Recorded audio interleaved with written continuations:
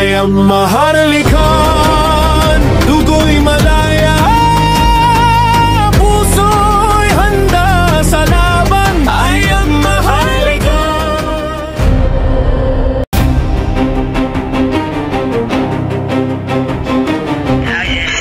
Okay. Assalamualaikum warahmatullahi wabarakatuh. Today is October 31, 2025. Nakikita natin ngayon na ang buong mundo ay nagkakaroon na ng crisis. This is called the global crisis. Health crisis, financial crisis. Lahat na sinabi ko noong 2009, 2010, 2011, 2012, kung sumunod kayo, hindi ninyo dadanasin ngayon. Pero wala akong magawa. Kasi matigas talaga ang ulo ng sumasalungat. So ngayon, kayo ang nasa gobyerno ang babayad dito sa kautangan sa World Bank. Hindi ang sambayanan. Ang sambayanan, victims ng inyong greediness. Greed for power, greed for money, greed for fame and prestige.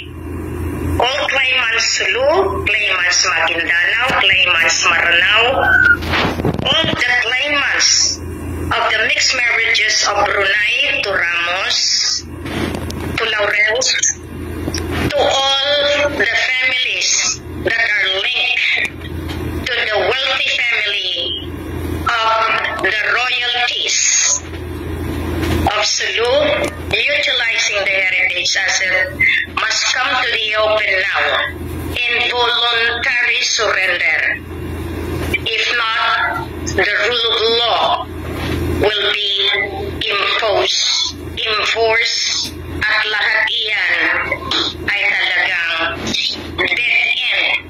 Kasi kung wala kayong harang at hindi kayo nagmanipula, wala sanang dadanasin na ganitong sakuna.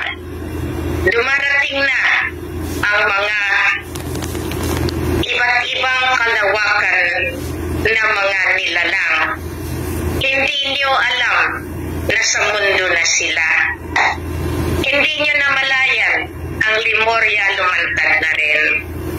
Kasi ang paghuhusga hindi lamang para sa inyo, para na sa buong sangkatauhan. Ngayon, wala na tayong isasalba. Kung influenza at gawin nila, diretso na kayo doon. Susunugin din kayo buhay-buhay. Hindi ko na yung problema.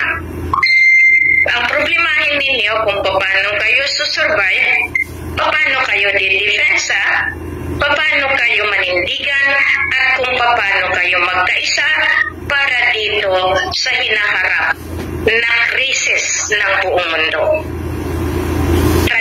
Transformation, lahat iyan, wala nang choice, kundi total lockdown, total shutdown, total darkness para lumabas ang tunay na liwanag.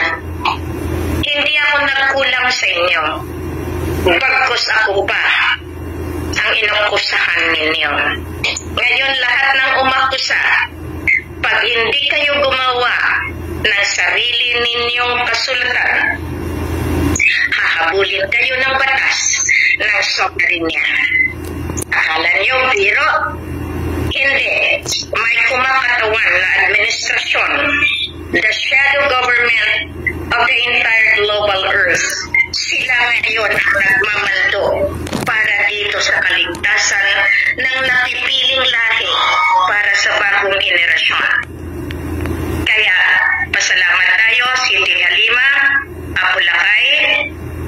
Ito ngayon ang iisang hudyat na sinabi ko ultimatum sa lahat ng ating gagawin. Maraming salamat po at mabuhay ang bansang Pilipinas, mabuhay ang royalties. Assalamualaikum.